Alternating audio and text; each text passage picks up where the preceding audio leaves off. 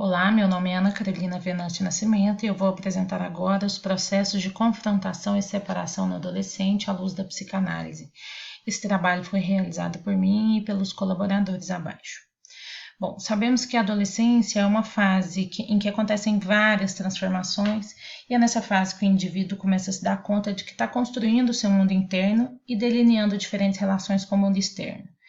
Nesse momento, ele começa a entender os seus próprios limites e os limites do mundo exterior e sofre rupturas e aprendizados. Ele entende que precisa de integração social, autoafirmação, busca da independência e definição da sua identidade sexual. Diante de tudo isso, esse trabalho tem como objetivo apresentar, à luz da psicanálise, os elementos psíquicos que compõem a adolescência. Na metodologia, essa é uma pesquisa bibliográfica de cunho exploratório, utilizamos as bases científicas Cielo, Pepsic e obras de acervo pessoal em inglês e português no período de 1996 a 2015. As palavras-chave usadas foram adolescência, psicanálise e constituição psíquica. Como resultado e discussão, foi possível refletir sobre a constituição psíquica desses adolescentes e delimitar alguns acontecimentos que desencadeiam reações comuns neles, Claro que respeitando a subjetividade e a individualidade de cada um.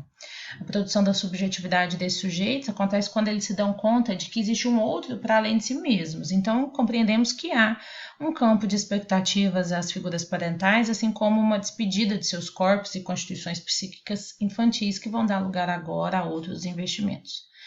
Sobre os processos de confrontamento, listamos 3 perdas que são universais: a do corpo infantil, da identidade infantil e a perda dos pais da infância. Portanto, observando essas mudanças, é natural que surjam nesses indivíduos sentimentos de solidão e isolamento, preocupação com questões ligadas ao próprio corpo, ansiedade em relação aos novos grupos e tantas outras questões subjetivas que podem implicar em atitudes desafiadoras por parte desses adolescentes.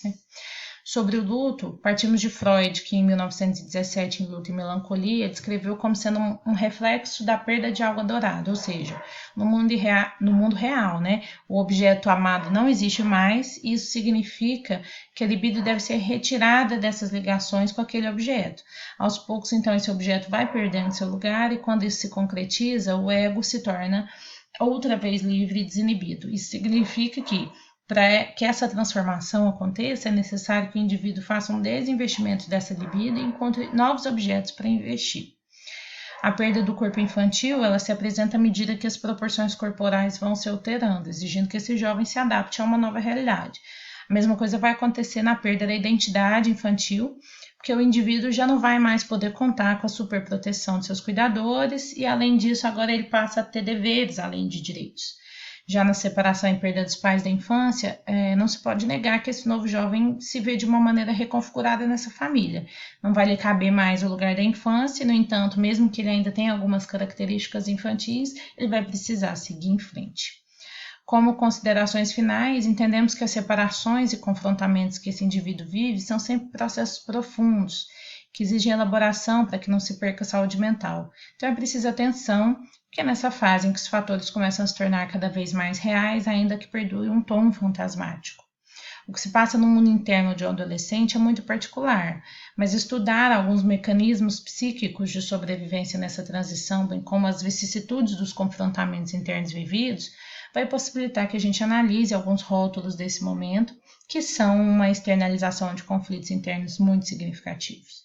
Portanto, consideramos aconselhável o acompanhamento psicanalítico desse sujeito, que assim vai ser possível lidar com essas representações por vezes fantasmáticas, bem como com as angústias, medos e preocupações desse recém-concebido à vida adulta.